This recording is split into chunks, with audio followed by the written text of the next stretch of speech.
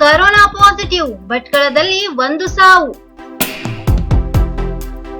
ಕಾರವಾರ ಉತ್ತರ ಕನ್ನಡ ಜಿಲ್ಲೆಯಲ್ಲಿಂದು 133 ಜನರಲ್ಲಿ corona positive ದಾಖಲಾಗಿದೆ. ಕಾರವಾರ 12, ಅಂಕೋಲಾ 14, ಕುಮಟಾ 1, ಹೊನ್ನಾವರ 11, ಭಟ್ಕಳ 19, ಶಿರಸಿ 14, ಸಿದ್ದಾಪುರ 2, ಯಲ್ಲಾಪುರ 4, ಮುನಗೋಡ 21, ಹಳಿಯಾಳ 26, ಜೊಯ್ಡಾದಲ್ಲಿ 1 ಪ್ರಕರಣ ಪತ್ತೆಯಾಗಿದೆ. ಭಟ್ಕಳದಲ್ಲಿ 1 ಸಾವಾಗಿದ್ದು, ಇದರಿಂದಾಗಿ ಜಿಲ್ಲೆಯಲ್ಲಿ ಸಾವಿನ ಸಂಖ್ಯೆ 52ಕ್ಕೆ ಏರಿಕೆಯಾಗಿದೆ. ಇಂದು 50 ಮಂದಿ ಗುಣಮುಖರಾಗಿ ಬಿಡುಗಡೆಯಾಗಿದ್ದಾರೆ.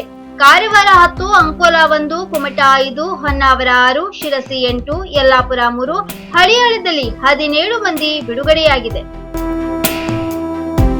ಜಿಲ್ಲೆಯಲ್ಲಿ ಸೋಂಕಿತರ ಸಂಖ್ಯೆ 4751ಕ್ಕೆ ತಲುಪಿದೆ. ಇನ್ನು ಮತ್ತಷ್ಟು ಸುದ್ದಿಗಾಗಿ ಕಾರ್ವಾರ ಪ್ಲಸ್ ವೀಕ್ಷಿಸಿ.